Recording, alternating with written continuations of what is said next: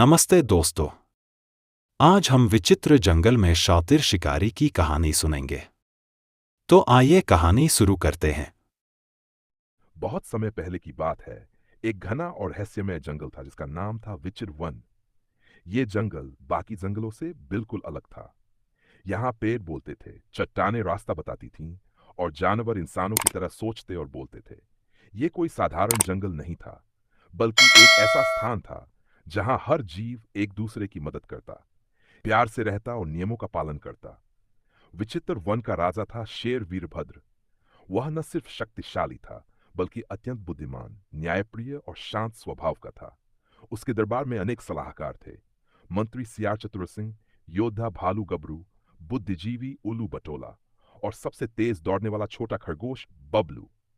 सब उसे राजा पिता कहकर पुकारते थे। इस जंगल में हर मौसम का रंग अलग था। बसंत में फूलों की वर्षा होती, वर्षा में पेड़ खुद नाचते और ठंडी में झरने मीठे गीत गाते। हर जानवर अपने काम में व्यस्त रहता। कोई फल बटोरता, कोई औषधियां इकट्ठा करता और कोई संगीत बजाता। लेकिन इस सुंदरता और शांति को किसी की नजर लगने वाली थी। जंगल की सीमा से कुछ किलोमीटर दूर एक गांव था। उस गांव में रहता था एक क्रूर, लालची और शातिर शिकारी भैरव। भैरव को पैसों से प्यार था, जानवरों से नहीं। उसने कई छोटे जंगल उजाड़ दिए थे और अब उसकी नजर विचित्र वन पर थी। एक दिन गांव के एक बुजुर्ग ने उससे कहा, भैरव, उस जंगल में मत जाना। वहां कुछ ऐसा है जो तू समझ नहीं पाएगा। लेकिन भैरव हंसा और बोला, जो जंगल बोलता है वहीं से मुझे सबसे कीमती चीजें मिलेंगी। उसने योजना बना ली और यहीं से शुरू होती है एक ऐसी कहानी जहां चालाकी टकराएगी चतुराई से, लोभ टकराएगा एकता से और शिकारी टकराएगा पूरे जंगल की आत्मा से। शिकारी भैरव ने अपनी बंदूकें, जाल, रस्सियां और फंदे बांधकर जंगल की ओर कूच किया। उसकी आंखों में लालच था, दुर्लभ बोलने वाले जानवरों को पकड़ने का सपना। वह रात के अंधेरे में जंगल के दक्षिणी हिस्से में चुपचाप घुस गया। उधर जानवर अपनी दिनचर्या में व्यस्त थे। खरगोश बबलू अपने दोस्तों के साथ गाजर बटोर रहा था। बंदर मोंटी ऊंचे पेड़ों पर उछल कूद कर रहा था। किसी को शिकारी की भनक भी नहीं थी। रात को भैरव ने एक पेड़ के नीचे पिंजरा रखा और उसमें मीठे फल रख दिए। वह जानता था कि खरगोशों को फल बहुत पसंद हैं। सुबह होते ही बबलू को दूर से फल दिखे। उसके कदम खुद ब खुद उस पिंजरे की ओर बढ़े। वह जैसे ही अंदर गया, चक, दरवाजा बंद हो गया। भैरव ने अंधेरे से निकलते हुए कहा, एक मिल गया, अब बाकी भी जल्दी ही मिल जाएंगे। बबलू की आंखों में डर था, लेकिन वह घबराया नहीं। उसने सोचा, अगर डर गया तो कभी नहीं बच पाऊंगा। बबलू बहुत चतुर था। वह जंगल का सबसे तेज दौड़ने वाला खरगोश था, लेकिन उससे भी बड़ी उसकी ताकत थी। भैरव पिंजरे को अपने कंधे पर उठाकर चल पड़ा। बबलू ने झूठ मूठ बेहोशी का नाटक किया। उसने अपनी सांस रोक ली और आंखें बंद कर लीं। शिकारी हंसते हुए बोला, अरे, ये तो गया काम से। जैसे ही भैरव ने पिंजरा खोला कि उसे बाहर निकालकर बोरी में डाले, बबलू बिजली की तरह बाहर कूदा और जंगल की ओर दौड़ पड़ा। भैरव पीछे भागा, पर बबलू ने पेड़ों के बीच जिग-जैग करके खुद को बचा लिया। वह सीधे शेर वीरभद्र के दरबार पहुंचा और सारा किस्सा बताया। शेर गरजते हुए बोला, अगर कोई हमारी शांति को भंग करने आए तो वह हमारे गुस्से से बच नहीं सकता। चतुर सिंह, योजना बनाओ। सियार चतुर सिंह ने आगे आकर कहा, महाराज, हमें इस शिकारी से निपटने के लिए एक ऐसा जाल बिछाना होगा जिसमें वह खुद फंस जाए। शेर ने सभा बुलाई। जंगल के सारे जानवर इकट्ठा हुए। हाथी भीम, भालू गबरू, बंदर मोंटी, उल्लू बटोला, हिरन रानी और बबलू। बंदर मोंटी बोला, मैं पेड़ों पर गश्त करूंगा। उल्लू बटोला ने कहा, रात में निगरानी मेरी होगी। हाथी भीम ने कहा, मैं अपने पैरों से शिकारी के रास्ते के निशान मिटा दूंगा। भालू गबरू गर्जा, अगर शिकारी सामने आया तो उसे उठाकर उल्टा लटका दूंगा। बसियार ने अंत में कहा, पर हमें चालाकी से काम लेना होगा। अगर वह चालाक है तो हम सबसे चालाक हैं। सबने मिलकर जंगल की सुरक्षा के लिए संयुक्त रक्षा दल बनाया। भैरव को लगा कि उसकी पहली चाल असफल रही, पर उसने हार नहीं मानी। इस बार वह जंगल के उत्तर की ओर गया। वहां उसने एक नया जाल बिछाया, पत्तियों से ढंका एक गड्ढा जिसमें नीचे कीलें लगी थीं। उसने पास में कुछ गाजरें और बेर रख दिए ताकि खरगोश या हिरन को फंसाया जा सके। पर यह क्या? उल्लू बटोला आसमान से सब देख रहा था। उसने सीटी बजाई। यह संकेत था कि खतरा है। बंदर मोंटी ने उस जगह पत्तों को हटाया और गड्ढे को ढक दिया लकड़ियों से। अब शिकारी का जाल उसके लिए ही बन गया था। अगली सुबह जब भैरव अपने जाल को देखने आया तो वो खुद ही उसमें गिर पड़ा। उसके पांव चुभ गए पर किसी तरह बाहर निकला। अब वह गुस्से में तिलमिला उठा। अब मैं जानवर नहीं, पूरा जंगल ही फंसा दूंगा। सियार चतुर सिंह ने देखा कि शिकारी अब और खतरनाक होता जा रहा है। उसने राजा वीरभद्र से कहा, महाराज, अब समय आ गया है कि हम शिकारी को ब्रह्मजाल में फंसाएं। उसने जंगल के एक पुराने हिस्से में एक नकली रास्ता बनवाया जो सीधे एक दलदल में जाता था। रास्ते के किनारे नकली खरगोशों की मूर्तियां रखी गई और छाड़ियों में रिकॉर्ड की गई जानवरों की आवाजें छुपा दी गई। शिकारी भैरव को जब इन आवाजों की भनक मिली तो वह बेहद उत्साहित हो गया। यह जरूर किसी दुर्लभ जीव का इलाका है, वह बड़बड़ाया। अगली सुबह वह सीधा उस ओर चल पड़ा। उसकी आंखों में लालच था, पर जैसे ही उसने एक और कदम रखा, उसकी टांगें दलदल में धंस गई।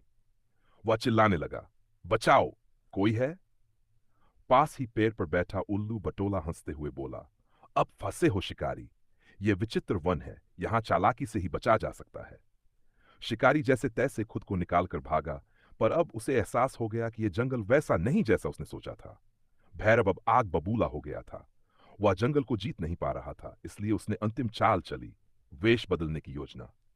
उसने एक साधु का भेष बनाया, सिर पर जटा, शरीर पर छोला, हाथ में माला और मुंह पर मधुर मुस्कान। वह जंगल की सीमा पर बैठ गया और आने जाने वाले जानवरों को आशीर्वाद देने लगा। बंदर मोटी, जो बहुत जिज्ञासु था, सबसे पहले उसके पास गया। साधु बोला, बेटा, मैं तुम्हारे लिए जड़ी बूटियां लाया हूं, इन्हें खाओ, ताकतवर बनो। मोटी ने कुछ नहीं लिया, लेकिन जाकर उल्लू बटोला और चतुर सिंह को बताया। सियार तुरंत समझ गया, यह साधु नहीं, वही शिकारी है। अब हम इसका असली रूप निकालेंगे। राजा वीरभद्र को जब यह बात पता चली तो उसने कहा, हम अतिथि का अपमान नहीं कर सकते, पर उसकी परीक्षा तो ले सकते हैं। शेर ने शिकारी को महल में बुलाया और कहा, हे साधु, आप इतने जानी हैं तो एक रात हमारे बीच रहिए। शिकारी झिझका, पर फंसने के डर से हामी भर दी। रात को जैसे ही सब सो गए, शिकारी ने अपना भेष बदला और चुपचाप महल से निकलने की कोशिश करने लगा। लेकिन क्या पता था उसे कि सारे जानवर जाग रहे थे। बबलू ने सीटी बजाई और भालू गबरू, हाथी भीम और बंदर मोटी उस पर टूट पड़े।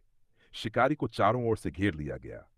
राजा गरजकर बोला, शिकारी, तू हमारे विश्वास के साथ खेला, अब सजा मिलेगी। राजा ने सभा बुलवाई और सबकी राय ली।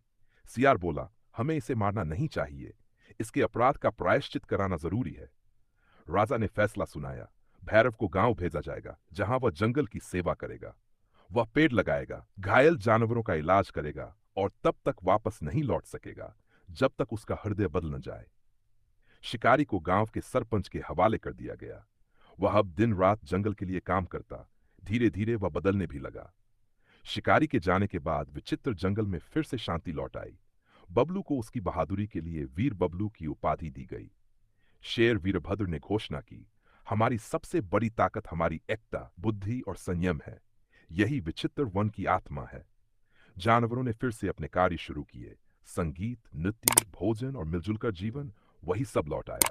बंदर मोटी ने कहा, शेर की शक्ति अकेली नहीं, पूरा जंगल साथ हो तो कोई भी शिकारी नहीं टिक सकता। गांव के सरपंच ने भैरव को जंगल के पास एक छोटी सी झोपड़ी दी और कहा, अब तू पेड़ लगाएगा, बीमार जानवरों की देखभाल करेगा और हर दिन जंगल की सेवा करेगा। भैरव को यह काम बिल्कुल पसंद नहीं आया, लेकिन सजा थी तो माननी पड़ी। पहले दिन उसने अनमने भाव से कुछ पौधे लगाए, पर जब उसने एक घायल हिरन के घावों को ठीक किया और उस हिरन ने आंखों से धन्यवाद कहा, तो भैरव का दिल पिघलने लगा। जंगल में सब कुछ सामान्य था। तभी अचानक एक नई आफत आई, सूखा। 3 सप्ताह तक बारिश नहीं हुई। झरने सूखने लगे, फल कम हो गए और तालाब की मछलियां मरने लगीं। राजा वीरभद्र ने सबको बुलाया और कहा, अब हमें जंग को बचाने के लिए उपाय करने होंगे। हमें जल संरक्षण, पौधारोपण और एक साथ मिलकर परिश्रम करना होगा। भालू गबरू और हाथी भीम ने मिलकर एक नया तालाब खोदने का बीड़ा उठाया। सूखे की खबर गांव भी पहुंची। सरपंच ने भैरव से कहा, अब समय है कि तू अपने अपराध को भुलाकर कुछ अच्छा करे। भैरव ने जंगल जाने की अनुमति मांगी और खुद कई मटकों में पानी भरकर जंगल लाया। वह जानवरों की मदद करने लगा। पहले तो जानवर चौंके, पर सियार चतुर सिंह ने कहा, परिवर्तन तब स्वीकार करना चाहिए जब वह सच्चा हो। अब शिकारी, जो कभी जंगल का दुश्मन था, जानवरों के साथ मिलकर काम करने लगा। बंदर मोंटी उसके साथ मिट्टी खोदने लगा। उल्लू बटोला ने नई जलधाराओं के रास्ते सुझाए और बबलू सबको रसद पहुंचाता रहा। राजा ने देखा कि शिकारी अब सच में बदल गया है। कुछ ही दिनों में मेहनत रंग लाई। नया तालाब भरने लगा, पेड़ों पर हरी पत्तियां लौट आई और आकाश में बादल उमड़ने लगे। एक शाम तेज बारिश हुई, जंगल ने राहत की सांस ली। राजा ने सबको दरबार में बुलाकर कहा, यह विजय हमारी एकता और श्रम की है और भैरव की परिवर्तनशील आत्मा की भी। हालांकि सब मानने लगे थे कि भैरव बदल गया है, पर चतुर सिंह ने एक आखिरी परीक्षा की सोची। उसने भैरव को चुपके से एक सुनहरा पक्षी सौंपा और कहा, इसे शहर ले जाकर बेचो, यह बहुत कीमती है। भैरव कुछ देर तक सोचता रहा, फिर उसने पक्षी को खुले में छोड़ दिया। अब मैं ऐसा काम नहीं कर सकता जो आत्मा को चोट पहुंचाए, उसने कहा। राजा वीरभद्र ने घोषणा की, अब भैरव को जंगल का मित्र घोषित किया जाता है। वह अब शिकारी नहीं, संरक्षक कहलाएगा। भैरव की आंखों में आंसू थे। मैंने जंगल से बहुत कुछ छीना, पर अब यहां मुझे जीवन का असली अर्थ मिला है। अब जंगल में एक भव्य उत्सव हुआ, वन मित्र महोत्सव। हर जानवर ने कुछ नुच प्रस्तुत किया। बंदर मोंटी ने नाच किया, उल्लू बटोला ने जानवानी सुनाई और भालू गबरू ने डोल बजाया। भैरव ने अपने अनुभवों पर एक कविता सुनाई। पेड़ की छाया में सच्चाई मिली, जानवरों से जीवन की गहराई मिली। कई वर्षों बाद जंगल में नई पीढ़ी आई, छोटे शावक, नन्हे खरगोश और नटखट मछलियां। अब बच्चों को कहानियां सुनाता। एक समय था जब एक शिकारी आया था, पर उसने हमें कुछ बड़ा सिखाया, परिवर्तन और पश्चाताप की शक्ति। भैरव अब बूढ़ा हो चुका था। वह जंगल के बीच बने एक छोटे मचान पर बैठता और पक्षियों को दाना डालता। शेर वीरभद्र ने उसे वनगुरु भैरव की उपाधि दी। अब विचित्र जंगल और भी विचित्र हो चुका था। नफरत बदल चुकी थी प्रेम में, शत्रु बन चुका था रक्षक और जंगल बन चुका था एक सच्चे परिवार का नाम। ऐसी ही नई नई कहानी सुनने के लिए हमारे चैनल एसपी वॉइस नाथपुरा को सब्सक्राइब करें।